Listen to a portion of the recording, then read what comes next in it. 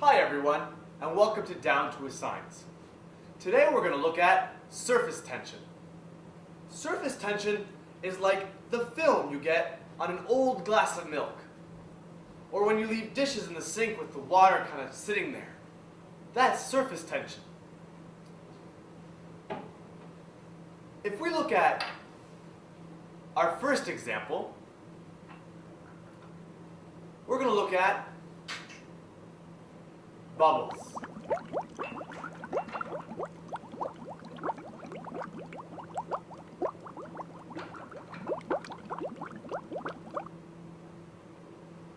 Bubbles have a surface tension.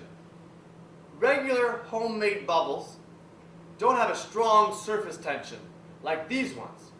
I call them extreme bubbles of science, or just super bubbles. I asked my assistant to come in with his trusty glove. With his trusty glove on, my assistant can grab the bubble.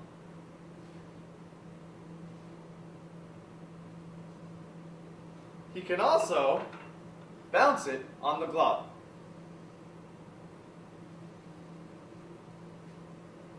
I didn't say swat at it, I said bounce it.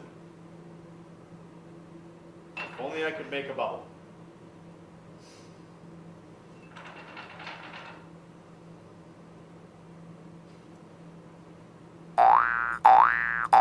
See how we can bounce the bubble up and down in the glove? That's because the surface tension of the bubble is so great that he can't pop it. But if I touch it with my finger, it pops the bubble. Bubbles are made of water and soap. The soap holds together. But the minute you introduce something that wants to absorb the water, it'll break that surface tension. So it'll break through. If we look over here at my mason jar, where I've already added some dry ice and some water, I'm going to try to make surface tension on the top of the mason jar, just like your old glass of milk.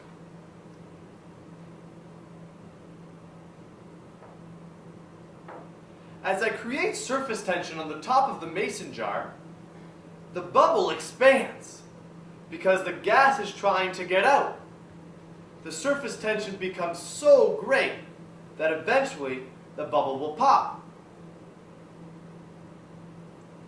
Surface tension depends on how strong a material can be. In this case, our super bubbles can take a lot of pressure, but not from my finger.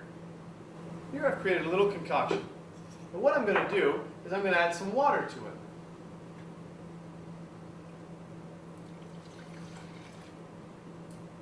it. Now, I'll add some dry ice. As you can see, the carbon dioxide is coming out of the top of the bottle. Once I put the cover on,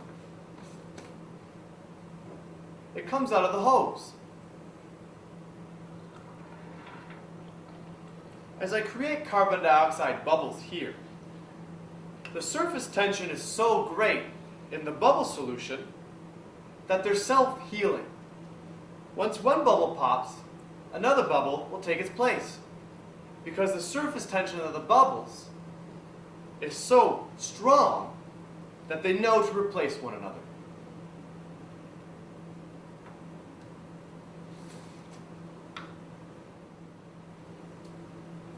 So let's sum up everything that we've learned today.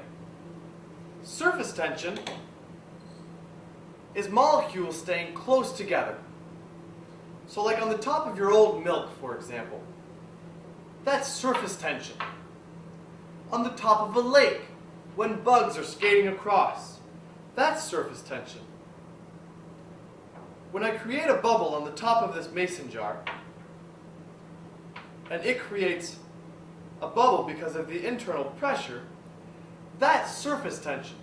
The surface tension is the object, or the surface of that object, how strong it is against resistance of a down pressure or up pressure. So remember, surface tension is how strong the surface is on resistance against down pressure and up pressure. Thanks for watching, and we'll see you next time.